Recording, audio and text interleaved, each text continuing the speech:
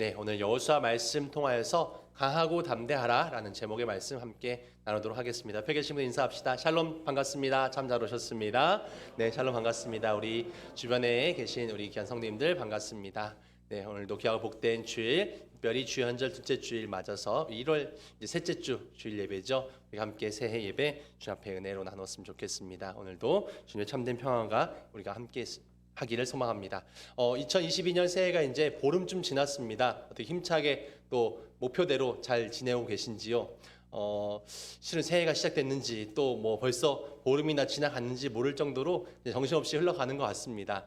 그리고 새해에는 여러분들 어떤 계획과 목표들을 세우셨는지요? 목표와 계획을 세우신 분도 계실 것이고, 뭐 매해 또 목표와 계획을 세워도 또 뭐 잘 안 지켜지기에 올해는 그냥 일상을 또 편안히 살아가리라 하고 계신 분도 계실 것 같습니다.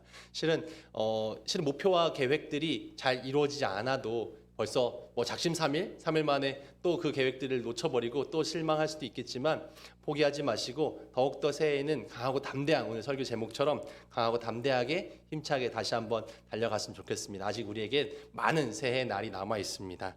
오늘 제가 인도의 이 동화 이야기로 함께 오늘 말씀을 시작하려고 하는데요. 이런 책을 읽었습니다. 한 마법사가요 있었는데 쥐를 보게 되었습니다. 집에 앉아 있는데 쥐가 계속 왔다 갔다 하는 겁니다. 그래서 이 쥐를 유심히 보게 되었습니다. 이 마법사가 쥐를 봤는데 이 쥐가 굉장히 벌벌 떨고 있는 겁니다. 굉장히 두려움에 사로잡혀 있고, 그래서 이 마법사는 동물과 말이 통했어요. 그래서 물어봅니다.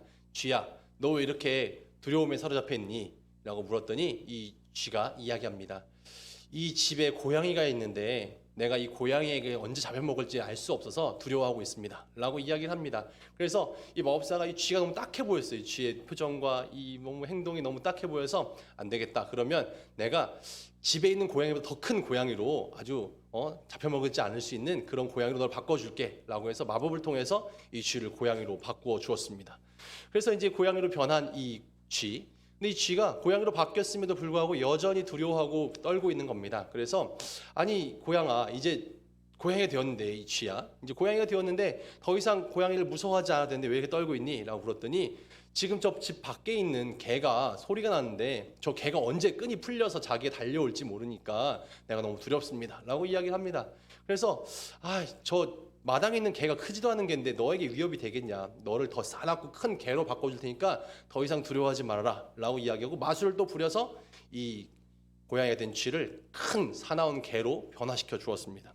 그래서 이제 큰 개가 사나운 개가 되었어요. 이제 무서울 것이 없을 거라 생각했는데 이 큰 개로 변한 쥐가 여전히 벌벌 떨고 있는 겁니다. 그래서 도대체 왜 그런 거니? 했더니 이 마을 저 산 위에 호랑이가 살고 있는데 호랑이가 아주 한 번씩 이 마을에 내려와서 개들을 물어간다는 겁니다. 그래서 호랑이가 언제 와서 나를 잡아갈지 몰라서 내가 떨고 있습니다 라고 이야기를 합니다.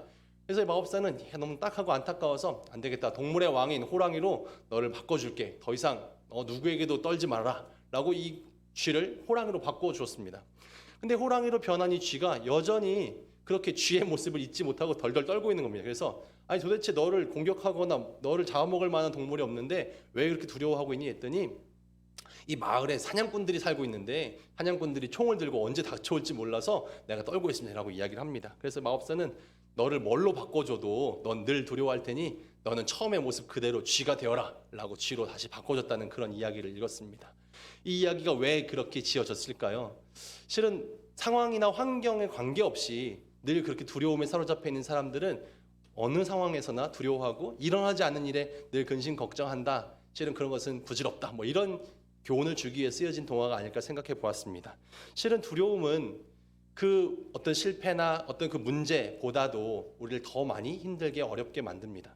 실은 누구나 우리는 두려움에 빠질 수 있습니다. 지금은 아니어도 인생을 살다 보면 가끔 두렵거나 근심 걱정이 생길 때가 많이 있습니다. 그리고 그 두려움의 피해는 굉장히 상당합니다. 우리에게 굉장히 큰 스트레스를 주고 뭔가 헤어날 수 없게 만들고, 실은 인간을 질식하게 만드는 것은 어떤 일에 대한 실패보다 그 실패했을 때 얼마나 내가 힘들 것인가에 대한 두려움이죠. 실은 대한민국이 뭐 우리가 잘 알듯이 OECD 국가 중에서도 자살률이 1등이고 실은 그렇게 자살 시도율도 높고, 왜 이렇게 좁은 땅덩어리에 많은 인구가 살면서 여러 가지 경쟁과 여러 가지 체제 속에서 힘들고 어려운 것은 너무나 이해가 됩니다. 하지만 왜 이렇게 힘들어할까? 10명 중에 한 사람이 그렇게 나는 죽고 싶다라는 생각을 할 정도로 우리나라 사람들이 힘들다고 하는데, 누군가에게는 경제적인 문제가, 어떤 사람은 어떤 관계적인 문제가, 어떤 사업의 문제가 여러 가지로 힘들죠.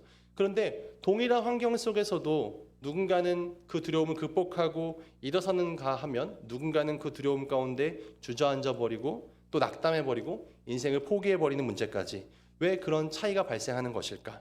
우리들의 마음속에 어떤 두려움이 있습니까? 어떤 근심 걱정이 있습니까? 실은 코로나가 해결될 기미가 잘 보이지 않고, 우리 젊은이들은 뭐 이렇게 취업의 문이나 앞으로 인생에 헤쳐나갈 길들이 참 막막하고, 실은 뭐 요즘의 세계적인 경제적인 상황도 마찬가지고, 실은 예측이 불가합니다. 이런 상황 가운데서 누구나 두려움과 공포가 있습니다.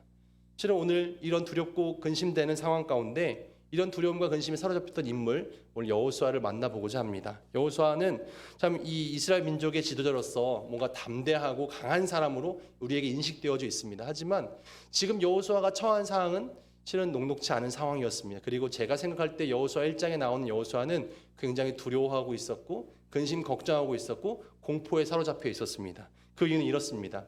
이스라엘 민족을 이끌었던 모세가 있었습니다. 모세는 민족의 지도자로서 실은 이 이집트 왕궁에서 왕자로 자라기도 했고요. 또 하나님이 그와 함께 하셔서 놀라운 기적을 경험했습니다. 그래서 10개의 재앙을 가지고 이 파라오와 함께 상대하기도 했었고, 이스라엘 민족을 이끌고 출애굽했습니다. 그래서 그 이스라엘 민족과 함께 홍해를 가르기도 했고, 광야에서 이 불기둥과 구름기둥 인도하신 하나님을 경험하고, 또 십계명을 경험하고, 또 반석에서 물을 내신 하나님도 경험하고, 전쟁의 승리도 경험하고, 이런 하나님과 늘 소통하고 기적을 체험하고 했던 민족의 위대한 지도자가 모세였죠. 근데 그 모세가 이제 죽었습니다. 모세가 이제 그 광야 생활 40년간 이스라엘 민족을 잘 이끌고 왔는데, 그 모세가 죽고 이젠 가나안 입구에 여호수아가 새로운 리더가 되어서 세워져 있습니다. 그런데 이 여호수아는 항상 하나님과 함께 했던 이 모세만 바라보고 따라왔지, 자신과 함께 하나님 했던 경험을 한 적이 없습니다. 실은 그런 체험이 없죠. 그리고 자신은 늘 뭔가 군인으로서 이 모세의 뒤를 따르는 사람이었지, 백성들을 이끌어봤던 어떤 정치적인 리더가 되었던 적이 한 번도 없었습니다. 실은 여호수아는 믿음이 있었던 사람이죠. 왜냐하면 정탐꾼으로 활동할 때, 실은 12명의 정탐꾼이 가나안을 정탐할 때 10명의 사람들은 그 가나안의 백성은 너무나 크고 성읍은 정말 강하고, 그래서 우리는 절대 상대할 수가 없습니다. 실은 그들에 비하면 우리는 메뚜기와 같습니다라고 이야기할 때, 여호수아와 갈렙은 어떻게 보고합니까?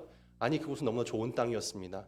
그곳은 우리가 차지할 만한 땅입니다. 하나님께서 함께 하시면 우리가 반드시 그곳을 차지할 수 있고, 그들 우리의 먹이, 우리의 밥이 될 겁니다 라고 담대하게 이야기했던, 실은 그런 신앙의 인물이었고 믿음직한 군인이었습니다. 그런데 그 여호수아가 지금 이제 가나안 입구에 와서 이제 한 40년이 흘렀죠.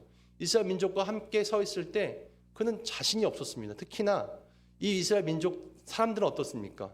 이 모세마저도 조금만 자기들과 다르면 죽이려 들고 말을 듣지 않고, 실은 이 가나안의 백성들은 담대한 사람들, 군인들, 그리고 강한 성읍, 자기들은 어떤 여성도 있고 어린이도 있고 노인들도 있고, 그리고 뭐 변변한 무기조차 없고, 어떻게 저들과 싸워내지? 근심 걱정이 당연히 있는 것이죠. 이 여호수아는 어떻게 할까? 하나님, 나 이거 못하겠어요. 저만 해도 생각합니다. 제가 만약에 여호수아 입장이었으면 과연 할 수 있었을까? 이 이스라엘 민족을 이끌고 이 가나안을 과연 차지할 수 있을 것인가? 모세는 그리고 전쟁을 많이 하지 않았거든요. 근데 자기는 가서 지금 가나안의 수많은 성읍들과 수많은 왕들과 전쟁을 펼쳐야 되는데 너무 자신이 없는 것이죠. 근데 이런 불안해하고 있고 두려워하는 여호수아에게 하나님 오늘 말씀합니다. 강하고 담대하라. 실은 강하고 담대하라는 이야기 뭡니까? 용기 내라, 힘내, 두려워하지 마, 흔들리지 마, 너의 마음을 견고히 지켜, 이런 이야기를 계속합니다. 실은 내가 너와 무기를 줄게, 뭐 군사를 줄게, 이런 얘기가 아니라 마음을 지키라는 이야기입니다. 실은 마음이 너무너무 중요하죠. 오늘 9절 말씀 다시 한번 봅니다. 9절 말씀에 이렇게 이야기하죠. 내가 내게 명령한 것이 아니냐, 강하고 담대하라, 두려워하지 말며 놀라지 말라, 내가 어디로 가든지 내 하나님 여호와가 너와 함께 하느니라 하시니라. 이 강하고 담대하란 말이 1장에 총 3번 반복됩니다. 오늘 읽은 본문에 하나님 반복해서 여호수아에게 강하고 담대하라, 용기 내라, 힘을 내라, 놀라지 말라, 두려워 말라, 똑같은 얘기를 계속합니다. 왜 그럴까? 여호수아가 지금 그러고 있었거든요. 너무 두려워하고 있었고, 용기를 못 내고 있었고, 너무 두려워하고 있었고. 실은 여호수아가 그러고 있는데 이스라엘 민족이 전쟁에 나갈 수 있었겠습니까? 이 지도자가, 리더가, 장수가 실은 그러고 있으면 누구도 나갈 수가 없죠. 두려움은 우리를 무너지게 만들고, 정상적인 판단이나 이성적인 그런 행동을 할 수 없게 만듭니다. 여호수아는 지금 그런 두려움에 사로잡혀서 싸워낼 수가 없었습니다. 그래서 하나님께서는 그런 마음을 먼저 부어넣어 주시는 겁니다. 잠언서 4장 23절 말씀에 우리가 지켜야 될 많은 것들이 있지만 가장 지킬 것은 내 마음을 지켜라. 생명의 근원이 이에서 남이니라 말씀합니다. 우리가 지켜야 될 것은 많은 것들이 있지만 이 마음을 지키는 것이 생명을 얻는 길이 됩니다. 마음이 허물어지면 모든 것을 잃게 되고요. 우리가 정말 호랑이로 잡혀가도 정신만 차리면 목숨을 산다는 속담처럼 마음을 지켜야 합니다. 우리가 새해, 우리에게 주어진 새해는 아직 가보지 않은 길이기에 두렵습니다. 여러 가지로 걱정도 됩니다. 우리가 이런 두려움과 걱정 때문에 시도조차 하지 못한다면, 정확한 판단을 하지 못한다면 흔들릴 수밖에 없습니다. 사탄 마귀는 우리 속에 늘 두려움을 줍니다. 우리가 하나님 믿고 주님을 바라보고 나갈 때 실은 우리는 승리를 거둘 수 있습니다. 왜? 하나님이 책임져 주시니까. 그런데 마귀가 이걸 좋아하겠습니까? 실은 그래서 우리를 공격합니다.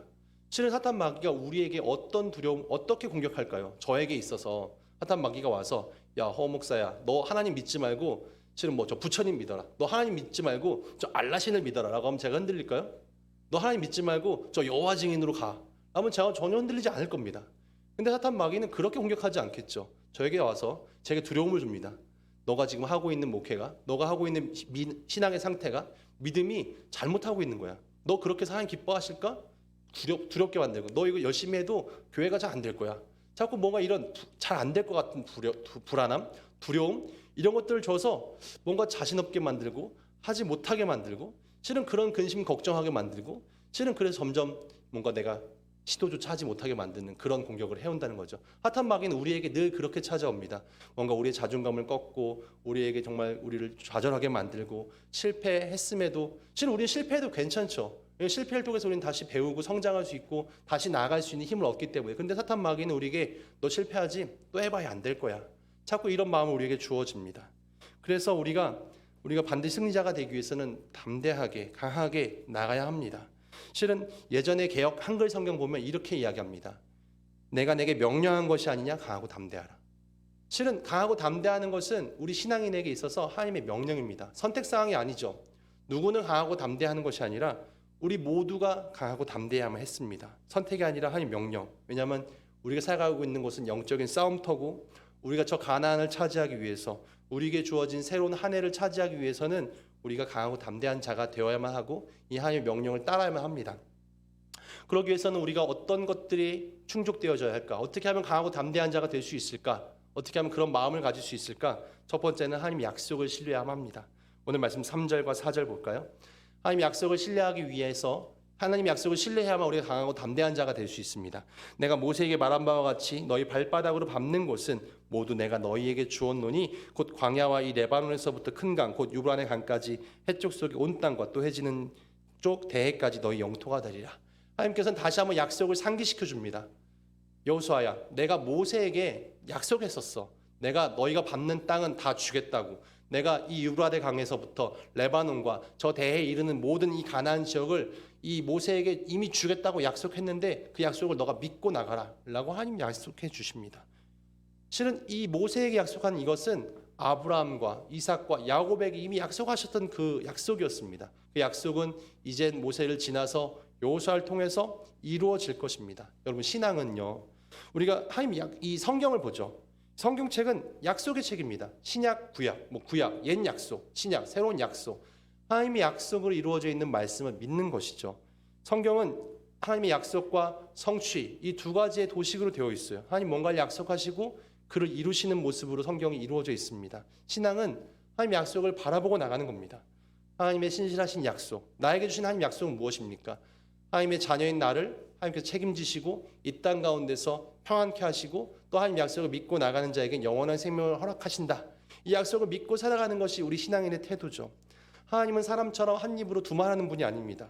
그래서 이런 말씀도 하죠. 사람은 좀 변덕스럽지만 하나님은 그렇지 않습니다. 민수기 23장 19절에 하나님은 사람이 아니시니 거짓말을 하지 않으시고 인생이 아니시니 후회가 없으시도다. 어찌 그 말씀하신 바를 행하지 않으시며 하신 말씀을 실행하지 않으시랴.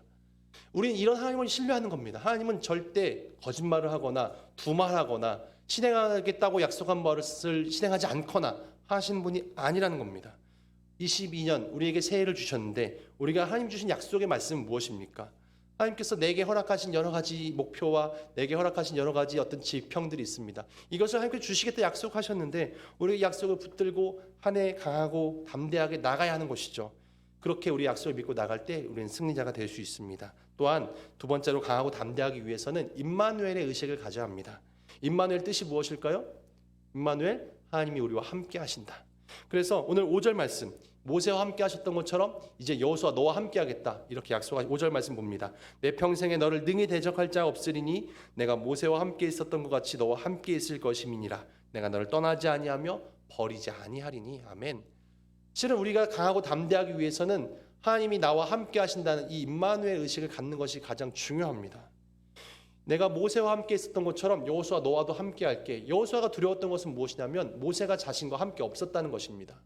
모세는 정말 믿음직스러웠습니다. 정말 그를 따르고 싶었습니다. 왜냐하면 그는 하나님과 함께 했거든요. 그는 하나님과 함께하며 놀라운 기적을 보여줬거든요. 모세와 함께하면 뭐든 할 수 있을 것만 같았습니다. 그런데 모세가 죽자 그는 너무 두려웠습니다. 이 모세가 내 편이 아니니까, 이 모세가 없으니까 나는 모세처럼 할 수 없는데, 나는 모세와 같은 능력이 없는데 모세는 늘 하나님과 함께 했는데 나는 하나님과 늘 함께하지 못했던 것만 같은 거죠. 모세는 하나님과 직접 음성을 듣는 사람이, 나는 하나님의 음성을 직접 들은 적이 없어. 그러니까 너무 두려웠던 거죠. 그런데 하나님 약속하시면 여호수아야, 모세와 함께 했던 것처럼 내가 너와 함께 할게 약속해 줍니다. 결코 너를 버리지 않는다. 결코 너를 떠나지 않는다. 너는 혼자가 아니야. 내가 너와 끝까지 함께 할 거야. 실은 우리에게 이런 편이 있다면 오늘 9절 후반에도 내가 어디로 가든지 너와 하나님 여호와가 너와 함께 하느니라 약속해 주십니다. 실은 우리가 늘 강한 사람이 내 편에 있으면 좋지 않겠습니까? 뭔가 힘 있는 사람, 실은 너무 돈 있는 사람, 이런 사람이 우리 곁에 있으면 실은 우리는 좀 두려운 게 없어요. 하다못해 사람이 아니어도 실은 우리에게 예를 들어서 하다못해 연금이 있어도, 하다못해 보험이 있어도 실은 좀 두려움이 없습니다. 왜? 뭔가 내 편이 있고 든든한 편이 있으면 우리는 두려움이 사라지는 거죠.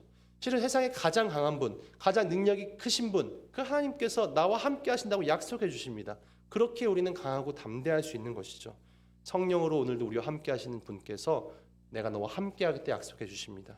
주님은 우리에게 너 가, 너 이거 해 라고 명령하시면서 그냥 보내지 않으십니다. 내가 너와 함께 하겠다 약속해 주시죠. 이사야 41장 10절 말씀 잘 아는 말씀인데요. 제가 읽어드립니다. 두려워하지 말라. 내가 너와 함께 함이라. 놀라지 말라. 내가 너 하나님이 됨이라. 내가 너를 굳세게 하리라. 참으로 너를 도와 주리라. 참으로 나의 의로운 오른손 너를 붙들리라. 성경의 말씀은 내가 너와 함께한다, 내가 너를 지킨다, 내가 너와 계속 함께할 거야, 이런 이야기가 계속 나와 있습니다. 왜? 우리는 늘 두려워하거든요. 우리는 늘 믿음이 없어요. 하나님이 나와 함께 하신다고 하고 쏙 빠지시면 어떡하지? 내가 인생길 걸어가는데 자꾸만 시련과 어려움이 닥쳐올 때 나 혼자 이겨낼 수 없는데 어떡하지? 늘 두려움에 사로잡힙니다. 그래서 하나님 말씀해 주시죠. 걱정하지 마, 내가 너와 함께한다. 걱정하지 마, 내가 너 편이야. 걱정하지 마, 내가 너를 업고라도 함께 갈게. 주님 그렇게 약속해 주십니다. 임마누엘 하나님, 우리와 함께 하시는 주님께서 우리와 함께 하십니다. 예수님께서는 제 아들에게도 이야기하시죠. 세상 끝날까지 너희와 함께 있으리라. 승천하시면서 제 아들은 두려웠습니다. 이제 예수님 없으면 나 어떡하지? 예수님 없으면 우리는 어떻게 하지? 근데 예수님 말씀해 주시죠. 내가 세상 끝날까지 너희와 함께 할 것이다. 실은 우리가 이런 하나님과 함께하면 결코 세상이 두렵지 않습니다. 우리 그리스도인들이 세상을 두려워하지 않는 존재들이 되었으면 좋겠어요. 제가 보통 부대 우리 용사들에게 사생관 교육이라는 교육을 가끔 할 때가 있습니다. 사생관 교육은 실은 그런 거죠. 삶과 죽음에 대한 관점을 교육하는 부분인데 실은 누구나 두렵죠. 특히나 위험한 작전이나 전투 현장에 투입돼야 된다면 실은 두렵지 않은 사람이 누가 있겠습니까? 근데 그런 두려움이 사로잡힌다면 누가 과연 용기 있게 나가 싸울 수 있겠습니까? 두려워하는 군대와 담대한 군대, 누가 싸우면 누가 이기겠습니까? 실은 담대한 군대, 용기 있는 군대가 되어야 될 텐데 그러기 위해서는 실은 하나님이 함께 하신다는 마음을 갖는 것, 실은 그렇게 내가 함께 할 때 우리가 영원한 생명을 누릴 수 있고 위대한 승리를 거둘 수 있고, 제가 그런 얘기도 종종 해요. 사자성어 중에 선승부전이라는 얘기를 종종 합니다. 군대 용어 같은 느낌인데 이겨놓고 싸우는 거죠. 하나님이 우리와 함께 하시면 우리는 이미 이길 수가 있다. 이미 이긴 싸움이다. 이미 이긴 싸움이기에 우리는 가서 승리를 쟁취하기만 하면 된다. 이런 이야기를 합니다. 오늘도 주님께서 우리와 함께 하시는데 내가 두려워할 것이 무엇이겠습니까? 비록 한번 실패한다 할지도 괜찮습니다. 실패를 통해서 하나님은 나를 더 아름답게 귀하게 사용하실 것을 내가 믿기에 그렇습니다. 마지막으로 강하고 담대한 삶을 살기 위해서는 하나님 말씀을 가까이 하고 실천해야 합니다. 이것이 담대한 삶의 비결이죠. 8절 말씀 봅니다. 이 율법책을 내 입에 떠나지 말게 하며 주야로 그것을 묵상하며 그 안에 기록된 대로 다 지켜 행하라. 그리하면 내 길이 평탄하게 될 것이며 내가 형통하리라. 아멘. 하나님의 말씀이 내게 능력이 됩니다. 그 말씀이 우리를 형통하게 평탄한 길로 인도하십니다. 실은 우리가 성공하는 비결은 하나님 말씀을 가까이 하고 그 말씀대로 실천하는 것입니다. 실은 그렇게 할 때 하나님께서 우리에게 승리 주시겠다, 형통하게 이끌겠다 약속해 주십니다. 우리가 강하고 담대한 자가 되기 위해서는 이 세 가지, 하나님의 약속을 내가 굳게 믿고 하나님이 우리와 함께 하시는 사실을 잊지 않으며 하나님의 말씀을 더욱더 가까이 하고 실천할 때 하나님께서 우리에게 승리를 주십니다. 우리가 걸어갈 새해 이 약속의 새 땅은 우리에게 주어진 것이 아니고 약속은 되어 있지만 성취해야 되는 것입니다. 이제 올라가서 그 땅을 차지해야 되고 우리는 전쟁을 치러야 합니다. 그러기 위해서는 우리가 두려움에 사로잡혀 있어서는 안 되고 강하고 담대한 마음을 가져야 합니다. 올 한 해 영적 싸움은 계속됩니다. 우리를 넘어뜨리기 위해서 우리 교회나 우리 부대나 이 민족을 분열시키고 이간질시키기 위해서 사탄 마귀는 끊임없이 우리를 공격합니다. 그러면 우리는 영적인 무장을 해야 되는 것이죠. 세상과 싸워내기 위해서 주눅들면 안 되고 강하고 담대한 믿음과 마음을 가져야 합니다. 내 자신과의 싸움에도 승리해야 될 것이고 내 자신의 교만도 꺾고 육체의 정욕과도 싸워야 될 것이고 내 인생을 사로잡는 두려움과도 싸워 승리해야 합니다. 분명한 사실은 그런 강하고 담대한 마음을 가졌던 여호수아는 승리자가 되었다는 사실입니다. 과연 우리에게도 오늘 주님 동일하게 말씀합니다. 새해가 시작되고 보름이 지났는데 우리는 많이 지난 것 같다고 생각하고 그 많이 지난 것 가운데 내가 행하지 못했기에 실패했구나라고 생각합니다. 많은 계획과 목표, 기도의 제목 실패한 것만 같다고 이야기하지만 작심삼일 경험하기도 하지만 우리에겐 아직도 많은 새해의 날이 남아있고 우리는 힘을 내고 담대한 마음을 가지고 나가야 합니다. 주님께서는 그렇게 우리에게 요청하시죠. 철저히 하나님 약속을 신뢰하고 임마누엘의 확신을 가지고 하나님 말씀을 가까이 하며 실천하며 살아갈 때 2022년 새해가 더욱더 축복의 해로 승리의 해로 우리에게 다가올 것입니다. 그렇게 나가는 우리 모든 비스님교회 성도님들 되어지시기를 주님의 이름으로 축원드립니다. 아멘. 기도하겠습니다.